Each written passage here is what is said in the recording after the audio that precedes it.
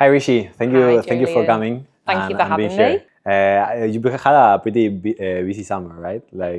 Yeah, busy summer. It's been really, really good. Just got back off my holiday in Ibiza, which was like a working holiday because I played at Amnesia at the start for EastEnders.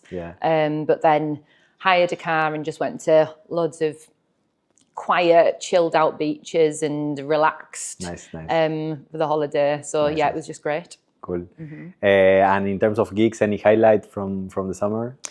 I really enjoyed playing in Amnesia. It was a really good vibe in there. I actually played the opening, but it was busy pretty much straight away.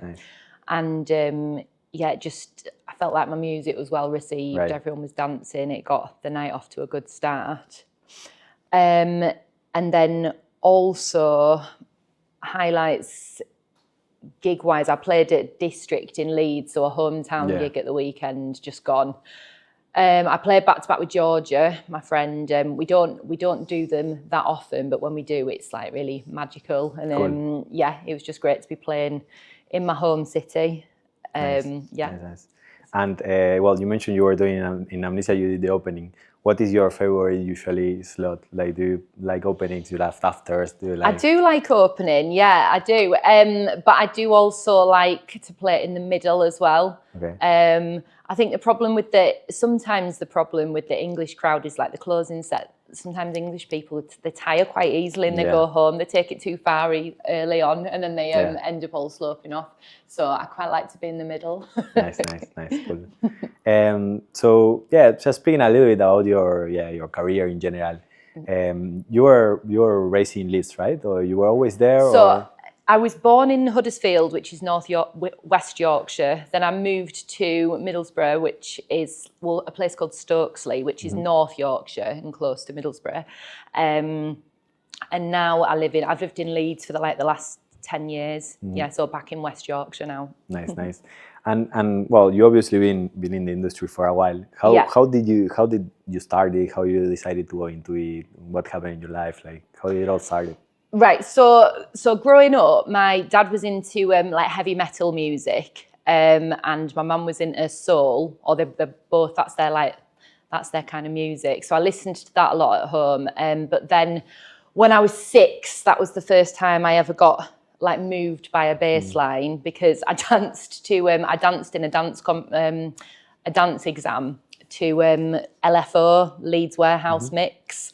And I remember just thinking, wow, this is just amazing. And then that's where my love for dance music started. When I was 14, I started going to garage nights, UK garage nights with my cousin.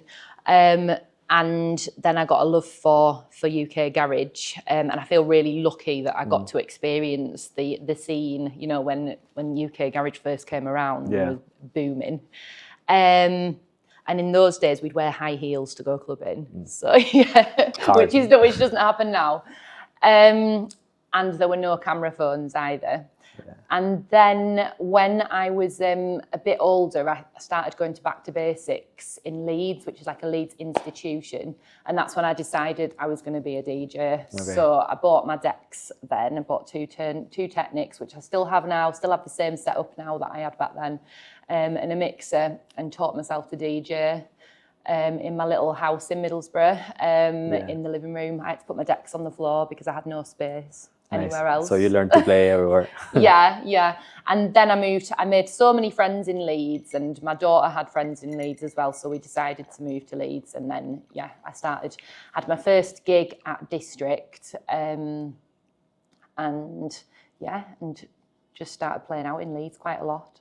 And at what point of this journey, do you think that it clicked that you could make this your career, your life? Do you know what? I knew as soon as when I was on the dance floor and I decided I was going to be a DJ, I knew I'd make it work. You said one way or another, it's going to happen. Yeah, it will happen. Yeah, that's how I felt. And I just used to kind of imagine myself playing at amazing parties and doing really well with it, and I just kind of went with it. There's been times where I felt really out of my depth and a bit oh God, I don't know many people here, or a lot of DJs learnt to play at after parties and with other people, but I'd learnt at home using YouTube videos. But I've just always kind of thought, I've always loved the music so much and met some really amazing people as well. So yeah, it just flowed really. I feel very blessed. You obviously did like an amazing journey so far. So what would you say that were like kind of some mindsets that well, you obviously said, okay, you envisioned yourself there, right? And what kind of things did you implement your day to day? So having discipline, because there's times where I've like been really tired out on an evening and I've just wanted to watch the telly or or just go on social media, but I've like made myself practice, and I committed when I decided I was going to learn to DJ. I committed to doing like an hour's practice every night. So yeah, having that discipline, and then again, it's like if I've had to have a mix recorded for a certain day. So when I first started DJing, I got quite a lot of mixes out to get my name out there.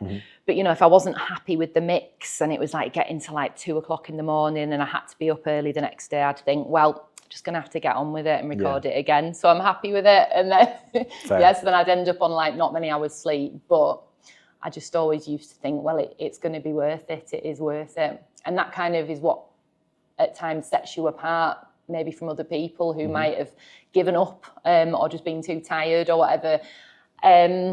I think that having my daughter young gave me that kind of hunger and that discipline, because I knew that I had to work that bit harder and make a bit more use of my time because it was more precious.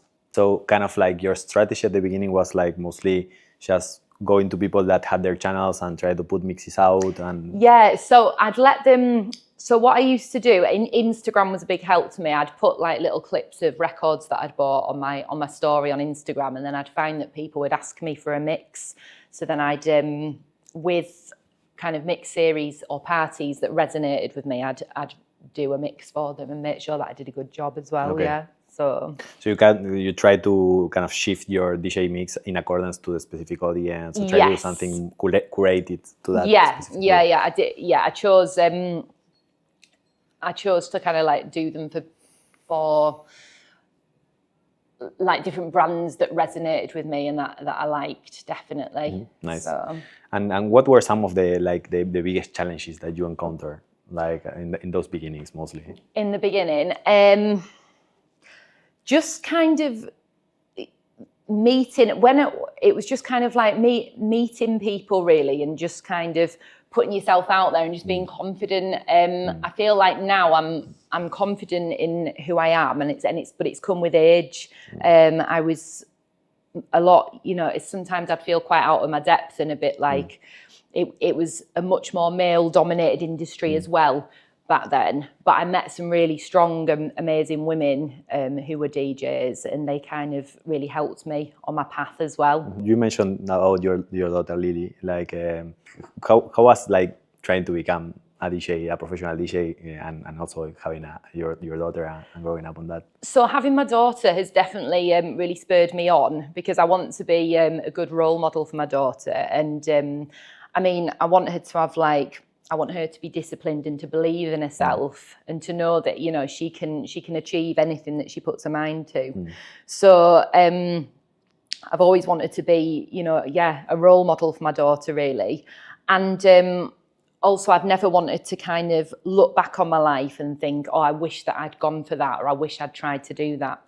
At the beginning of becoming a DJ, I did used to have people saying to me, oh, I bet you wish that you could just go with it, but you can't because of Lily. And I used to think, no, I will go for it and it will happen. Yeah. I'm very lucky that I have, got a lovely mum and dad who have always been so good with Lily, and they're so kind. And I have, good friends as well. I have a good support network. I've got a lovely sister. My brother's amazing. So, I've got a village behind me, really. So that means that I've been able to do what I do with help and support behind me. Also, it's like I look after myself. I keep myself fit. I eat well. And I have a good positive mindset as well. And I count my blessings as well. I'm very, very privileged, and I think I've got to be grateful for all that I have. I'm not ever going to sit around and say, oh no, I'm too tired, or, it's too much. I just feel lucky that I get to do what I do. Yeah. What was like kind of the hardest bit of all in that? Like, it was the late nights or just balancing? Yeah, The late nights I can cope with, I'd say. So you mean like the challenges? Yes. Yeah, I mean, at the start as well, I used to quite often find that when I was playing at different nights, they'd kind of, if they had a woman on the lineup, that would be like the box ticked, and they'd think, oh, we've done that, we can just stick her on at the start when it's quiet, even if you'd maybe be better placed playing later on. And sometimes I'd find it quite difficult to stand my ground and say, oh, well, it's not going to work for me on this party.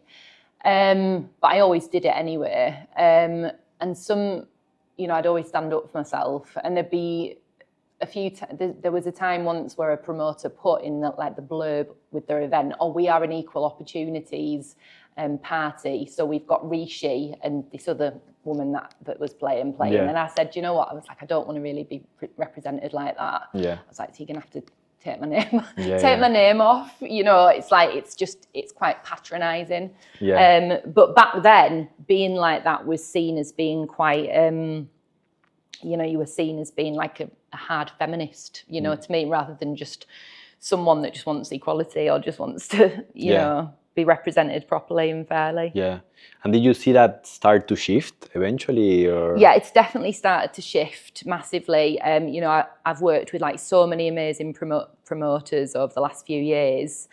And there's a lot more good in the industry now, and a lot more equality, and misogyny and just casual sexism you can definitely see it frowned upon, and people calling it out much more, and it doesn't happen as much anyway. And how do you think that parties are or need to adapt, or how, what means to really be inclusive, and not just tokenizing? So I think you can feel. You can kind of feel inclusion when you're at nights. If there's a good energy there, and if there's just an ethos and a feel of people being respectful towards each other. So when I was in Ibiza, I went to one club which was really, really big, has huge following on social media, and it's got a big VIP culture. And when I was in there, on the dance floor, people don't respect personal space. They're elbowing you. They're being quite aggressive. And there weren't. I think there was one woman on the lineup, and funnily enough, her name wasn't even on the artwork for the night. But it all tied together and didn't feel very inclusive and a very good place to be. But then the next night, by contrast, I went to a place called Tomodachi. And it was really, really busy, and it's a quite a small, intimate space. But even though it was so busy, there weren't people's elbows in your face. People respected each other's personal space to dance, and it just had a really good feel, a really friendly feel. The door staff were friendly, firm but fair, keeping trouble out, but being friendly. And it was Miller and Nicolau back to back all night, and the music was just sublime. But nice. The sound system, just that enveloped in heavenly music. Yeah. It was brilliant. And from a promoter standpoint, you can sense when promoters are actually interested in listening to music regardless of background. Exactly. You can really tell when promoters are interested in the music over the kind of clout that they have, because they're booking DJs that are going to play well together, that are going to continue well on from each other. The sound system, they're not. You haven't got a sound system that's attacking your ears. Yeah, that's super bad. Yeah, and you've just got the door staff as well haven't let people in who are coming in causing trouble and being a pain for other people that are on the dance floor. And also I think no phones policies are really good as well. I mean, I am guilty of sharing videos that people put online of me DJing if I like them. but I do think it's good to have no phone policies as well, or to you know, you might have a professional videographer there catching content. We all know content is great and important, but I definitely think you can feel a difference when there's no phones, because people are actually dancing and you're not just like, you haven't got an attention deficit on the dance floor where people just wait for the drops and then they stop dancing straight after the drop because the video's finished. Do you know what I mean? Drops are great, and drop videos, you know, I'm not going to lie and say, oh yeah, there's no place for drop videos. You know, there is a place for them. They do catch people's attention or whatever. And a drop, it's a great feeling. It's exciting. The dopamine rush is great. But you know, there's a lot more to the dance floor and to DJ sets than just Instagram moments. Yeah, for sure. You want to get deep in the groove and get, you know, captured by it. Is there any like highlight promoter party venue that you see that like is making it right in terms of culture, that is really nailing it in terms of like? I know I've mentioned them already, but definitely Tomodachi in Ibiza. It was absolutely amazing over there. If you need to check it out, honestly. But then also like the Loft in Manchester. I love playing there. Love what they've created. The lineups are always like beautifully curated, and the energy on the dance floor in there is great. It's like a really intimate space as well. Sound system's brilliant. Also in Leeds, under the Arches, has just opened as a permanent spot, and it's a home for Ruckus 24, who I love playing for like really regularly. But Under the Arches is it's a rave cave basically, but it has a proper like warehouse feel, very like raw, sounds great, and they've redone. I'm yet to go and visit with the new DJ booth, but they've done out the DJ booth, so I'm told it's amazing.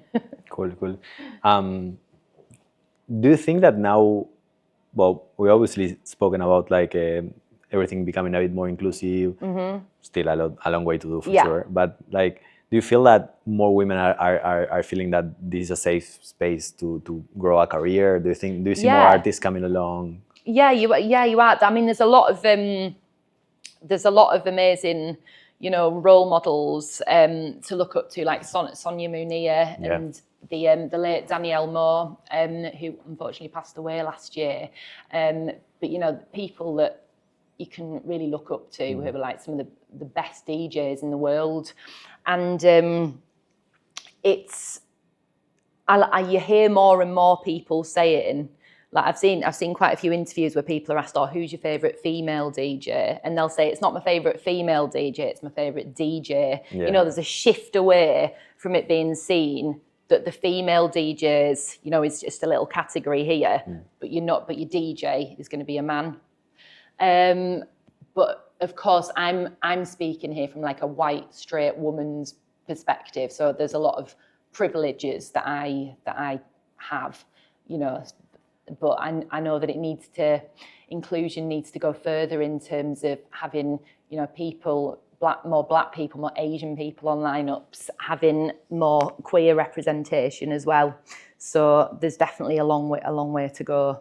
Do you see that those groups are struggling at the moment still? Like, do you see it very present in day-to-day? I think that inclusion could be a lot better for different groups of people, definitely based on race and sexuality. Yeah. And how do you see that coming across? Like, is like some promoters like directly like not looking at them, or? Yeah, I think some promoters are so set in their ways that they like what they like, they know who they know, and they're not looking out for other types of other music and other DJs that maybe they haven't come across yet.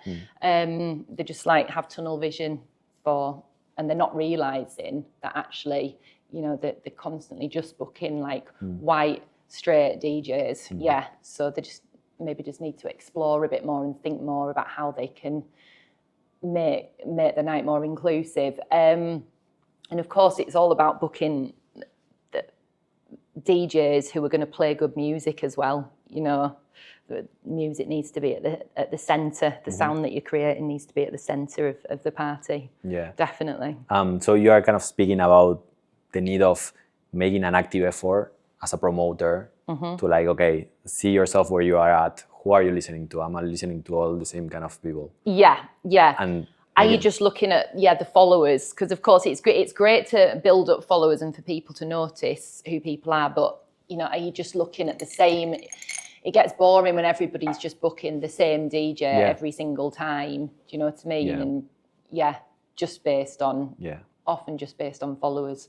And then you've got, people coming away from the party saying, oh, the music wasn't that great, or the vibe was like dead, or whatever. It's good, you've got to, you need to, I think as a promoter, be exposing yourself to lots of different DJs and their sound. And do you feel like different groups also bring kind of diversity in terms of music that nurtures more the party? Like probably different backgrounds, different nationalities. Yes, yeah. I mean, you get different sounds. It's mad because sometimes when I hear music, like a promo that I've been sent, I can like kind of guess. Sometimes I can guess like where the producer's from. Like I got some music come over from like Uruguay the other day, and I just kind of could feel that Uruguayan like sound. Yeah, and then when I read about the producer after, I was like, oh yeah, I was right. So yeah, I love that sound as well. So I was like buzzing that they'd sent me it. Cool. What is a good way to send you promos, or like how do you connect with your community? I am so lucky because I get sent so many promos. I get sent loads of music I was going to say every day, but I'd say every hour. So I'm so lucky, and I have to dedicate time to listen, to sit down and listen. And I want to listen to, I strive to listen to everything that I get sent as well. And if there's anything glaringly obvious that I think could improve the any tunes that I've been sent, I'll send feedback as well. Oh, yeah. Or if I really love it, if I've downloaded it, I'll send a message as well to say like why I love it and to say thank you as well. But yeah, I have to. Sometimes I think, God, I haven't listened to promos in such a long time, so I have to sit down and make a point of giving it a few hours. But yeah, email is usually best. Oh, really? reeshymusic@gmail.com. Okay, good. And because sometimes on Instagram, most of the time on Instagram, if I'm not following, or if I don't know the person, it'll go into the other inbox. Yeah. So I might not see it. I don't message every single person back because it's not possible. Yeah. But if I've downloaded something, I'm definitely going to be saying that thank you for sending me your music. You know, and I really, really do appreciate people sending me what they're doing. I love to hear it. How much of your time do you dedicate for digging versus just practicing? How do you split your professional time? I try and I listen to new music every day. Yeah. So whether that is like going through people's want list on Discogs, who like, if I see that they own some records that I really like, I might have a little nosy through their want list or whatever and see what they've got. Listening to new music on YouTube, so I'll tend to sit and have a listen to some new music every day. If I go past a record shop, I'll go in and like have a look, have a dig round. There's a few record shop owners, like including Rob at Recycle Vinyl. Have you been there before? Yeah, I know, who like know what I'm into. So if I go in, they'll like point out some stuff they've got in, or they'll send me a message and say, I've got some music that you're really going to like. So I'll try and go into record shops as much as I can. And for someone starting up, maybe what do you recommend in terms of like digging? What platforms would you go, and which platforms would you stay outside, or sources? So I'd say that like if you find a channel on YouTube where you like some music, it's good to have a look through the channel and like go. Just use that you can find some amazing things doing that. Of course, if you wanted to do like hardcore digging, and you're wanting stuff that's not on YouTube, then you know, it's going into the shops, like, and also like if you can afford to, like going on like digging holidays, like Belgium, visiting Antwerp and going around the record shops there. If you know that a shop, if you think that a shop's going to be good for a dig, but they don't have a listening station, you know, and you really taking it seriously, then taking your own like portable turntable, listening to music in that, so that you can, you know, so that you're not relying on it being on YouTube, because you might find something amazing that nobody else has got. Yeah. And any other digital platforms would you recommend going to Beatport? Yeah, digital platforms. Yeah, there's loads of amazing stuff on Beatport. There's like some older stuff on there. Loads of older stuff on there. It's not just the Beatport 100, you know, which you might be wanting to stay a little bit away from if you're digging for stuff that maybe less people have. And yeah, of course, Bandcamp as well. It's brilliant. There's so much amazing music on Bandcamp, really amazing. You can. Like, I was listening to some of the old, like there's a producer called Davy Boy who's from Birmingham, but like some of his like old like bassline music is like just so cool. And you've got lots of like producers that are like putting that old music that they made ages ago online, just whacking it on Bandcamp. So yeah, definitely really good. I was interested about what you said about like YouTube channels in particular, because I never looked for music in like YouTube channels. Yeah, you do, of course, but how do you get to those YouTube channels? Do you do it through Discogs or? Well, you can do it through Discogs. If you found something on Discogs that you like and you've listened to the link on YouTube, then what you can do is you can go onto that. You go onto that channel and go like right back. You could like go. Sometimes you can like, you see that they've put uploads on like 12 years ago or whatever. So you go right back to that. You can find all sorts of amazing music on there. Yeah. So yeah, cool. Does that make sense? Yeah, 100%. What things do you think that people nowadays starting the music, what challenges do you see that they are coming with? The cost of living. I think people don't have much, you know, it's really difficult. If you've not come from money and you've got like a mortgage, kids, bills to pay, you know, and you haven't got money behind you, or you've got rent to pay, oh God, even worse, like more expensive, then I think that's really difficult to be able to afford to do it. And if you're working a 9 till 5 every day, you're feeling tired on an evening, I think it's much easier for people who are from privileged backgrounds.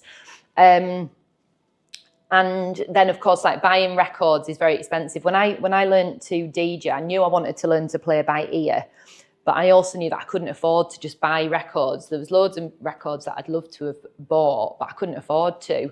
So I spent my money on getting 2 Technics and a mixer and getting Tractor, which I don't use now, but I'm eternally grateful for it because it's how I learned to DJ. So I had the time-coded vinyls, and then you're buying the music digitally. And then what I did, because I'd done my research and I knew I needed to learn to play by ear, so I'd cover the laptop screen up with a tea towel, so then I couldn't see what the beats per minute were. But then I was buying my music digitally, because I didn't really get sent music back then because I was new. No one knew who I was. That's a cool strategy. Yeah, so that's what I did. So yeah, definitely the cost is a big challenge for people as well. And I also think that if you get sucked up into partying, when not picking your battles and just partying every weekend, then the scene can very easily chew you up and spit you back out again. And yeah. So you need to, like, as a starting DJ, you need to kind of keep it relatively clean in terms of like parties. Just go there to. Yeah, I think if you enjoy it, and if you're mentally in a place, there's nothing wrong with enjoying yourself. But I think you need to listen to your body and your mind, and not just do what everybody else is doing. Do what feels right for you. And just remember, if you only enjoy DJing or listening to certain music when you're drunk or high, then is it really for you? You need to actually love it, not just love the the partying side of it. Yeah. And another thing that well, you mentioned is like the quantity of music that you receive. So as a producer, willing to come into the industry, do you think that's also a challenge in terms of like how to make yourself different? Or With being a producer, yeah, I think with being a producer, it's like there's so much competition out there, and there's so many people making tunes. So yeah, it's all about like how are you going to stand out? When I'm listening to music that people have sent me, I'm listening for something like a little bit of emotion, like some sort of emotional or soulful feeling, you know, that it gives me. I'm looking for something just a bit different, and that can come from like tiny little tweaks, or you know, just a little subtle effects that people have used, just all of a sudden transform the whole piece of music and make it stand out. Do you recognize when an artist has its own personality or is copying someone else, or is that something that pops up quickly? Yeah, it's really important to, I mean, obviously people might use a reference track just for a bit of help maybe with an arrangement, you know, but you've got to make sure that it's still, that the music sounds like you. And I always think it's really exciting when a producer's been sending you music for a long time and maybe it hasn't quite resonated with you or fitted with the music that you want to play. It's a really great feeling when they start sending you stuff and you're like, yeah, I can hear them coming through on this. I can hear their sounds built up. You know, this is something I can hear that they've really defined their craft. This is something that I would want to play out, and that I can hear is them straight away. Like I love that. I love seeing people do well, sticking with something, Nice. and coming through as an artist and just a master of their craft. Yeah. I was meeting some DJs in the weekend, and they were all telling me about you and like how good as a person you are. Oh, like, really? I'll do my best. Yeah, well, but like, yeah, I want to speak about that. Like, how do you feel that? Yeah, do you think that was important in growing as an artist? What bit person? Yeah, it's just taking care of like, yeah, how you are with others, you know, and caring about others. Yeah, I think that as a person, I have quite a lot of empathy for other people and understanding, because I've been through, you know, my share of challenges and times where I felt quite low. And what I've learned from my own experience is that as humans we do suffer. Like, you know, it's like a big part of being human. So I do have quite a lot of empathy and try and give people my time. And also I look back and I think the people that gave me the time of day and that looked after me and that were kind to me, they've made such a big difference and have been such a huge help in my DJ career and also in just my life and just how it's panned out, really. I mean, I can think of like people that have just seen that I'm, you know, they've liked me as a DJ, and then they've mentioned me to other promoters, and then those promoters have looked at me and given me a gig. You know, it's all other people have really, really helped me get to where I am. So I would want to like pay that back by helping other people, really. And it's all about, you know, it's all about community as well. I'm not striving to be like some sort of like rock star or like that, you know, that I don't want everyone bowing down to me or anything. Like, you know, I'm just part of a beautiful community, and you know, you've got to give as well as receive when you're part of a community. What do you feel about this kind of rock starization of some DJs, or like this kind of thing that happened? So it's interesting, really. I mean, there's a lot of really big DJs who have that kind of rock star status, who are such lovely people and, you know, so down to earth with it. So, you know, that's great. But I think that even they would maybe feel a little bit uncomfortable with the rock star status, because they want people to kind of, they're big on the community vibes as well. I mean, like, for example, like Enzo Siragusa, he's done so much for me, and he's such a kind, lovely man. And he's been a massive part in getting me to be where I am now. You know, but he's like a massive DJ, but he just deserves everything that he's got, really. I think that it's important though that people need to remember and I know that Enzo would say this as well, you know, to dance, not have the phones out all the time, and just to get stuck into the music instead of just chasing, you know, the social media video on the camera phone, or, you know. So, yeah, I think when it's really sad when you see a DJ playing and there's just like a forest of phones around them and everyone stood still. Because like for me, I can very easily remember when there were no phones on the dance floor because they didn't exist. And everyone was just like dancing and getting so stuck into the music. So that makes me feel sad. But then, of course, there are still lots of parties where the promoters care so much and they're doing everything that they can to create a space where you can get lost in music. Yeah, it's a bit sad when you see those videos. Well, I don't know if sad, it's like a different kind of show of what I look when I go to a party, when you see those videos where everyone is filming and like there's no care for the music. Yeah, exactly. And I think as well, it's never nice to see DJs who are quite arrogant as well, you know, who carry like an energy of being better than other people. That's definitely not what the scene's all about, and it's definitely not what house music is all about, you know, and just dance music as a whole. So yeah, I tend to stay clear of DJs who are like that. That's a red flag. Yeah. Do you see that there is more of that recently, or there's less of that? I think it depends where you look. I mean, I think in all kind of in all areas of life, you're going to have people who are arrogant and who are so caught up in their ego that, you know, they don't access the depth of who they really are. I think you get that in all areas of life. So it depends where you look. I'm sure that if I was looking at certain I don't know, parties or clubs, I would see a lot of it, but that's not really it's not really where I would go or be called to go. You mentioned about the Enzo and well, other people but do you have any particular moment or person or something that happened that really helped you in your career and that touched you and that still is in your mind? Yeah, do you know what? There's been so many like amazing moments where something's happened that's really made a big difference.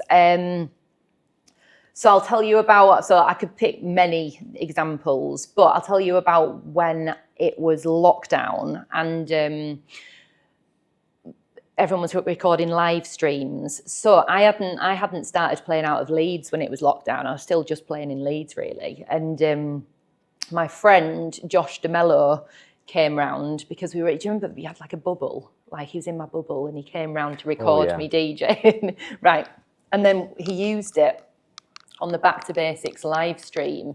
So Back to Basics is a Leeds institution. It's been going for like over 30 years. And it's run by Dave Beer, who's like an absolute icon. But he recorded me for the live stream and it like got loads and loads of views. I got loads of followers from it. And he just said to me, oh, do you know what? You need to take the DJing seriously. You need to set up a proper Instagram page for DJing, because I didn't actually have one.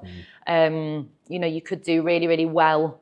You know, you need to believe in yourself. And he just made, and I thought then, like there and then, I was like, yeah, it's time for me to start branching out more now, because I knew that I was gonna be a DJ or whatever, but during lockdown it was all just, you know, a bit flat and it was a bit, clubs were closed and it was, just doing that live stream got people noticing me, and that's because of Josh DeMello having the faith in me. So Josh DeMello is the promoter that runs Ruckus 24 in Leeds. He's like a very well-known promoter in the Leeds scene.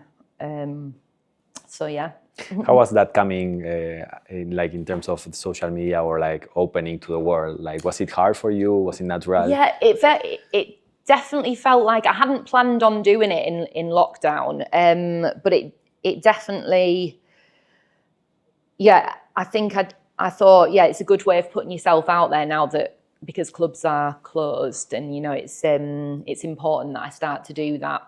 And then what happened then was my friend Sean Galvin, who's an amazing DJ, like one of the best diggers that I know. But his record collection is amazing. But he heard some of my mixes, and then he spoke to the Cause, and they ended up booking me, and that was my first gig in London. So as soon as lockdown was kind of stopping, I played at the Cause in London, and then became a resident for them for a period of time. So yeah, and and outside of those mixes, it was like for you currently. Is it natural to just do content? Is like something that you try to do often, or something that you don't match? Yeah, I do it when it feels natural and right. I post online, yeah, and but I also try and be quite disciplined, because I can really get doom scroll. If I start doom scrolling, like you can just like waste like hours of your life, can't you? And then it stops you from sleeping. It like alters your mood. It's like so I try and like share what I want to share. Maybe look at some posts or content that like resonates with me, like your page. Thank you. And then I try and put my phone down and delete the app off my phone. Oh, really? Okay. Yeah. Okay. And then get on with the rest of my day. Yeah. If you look back and reflect on like, is there anything that like it was important at the beginning and that you realized that it was not important anymore? Is there anything that you kind of not regret, but like it was maybe not so important? Yeah, I think at the beginning, I feel as though maybe I still had some people-pleasing tendencies in me. And there were certainly some people that I knew didn't have very good intentions or had, were very ego-driven. But I stayed friends with them and still gave them the time of day, even though I knew that they were maybe not very good, not very kind people. And then sure enough, as the years went by, that came back to kind of sting me, because I realised, that these people were actually quite mean and nasty. So I think that I've learned you shouldn't listen to your intuition, and definitely don't be a people pleaser. It's important to be kind, but by being kind, you don't want to be just nice.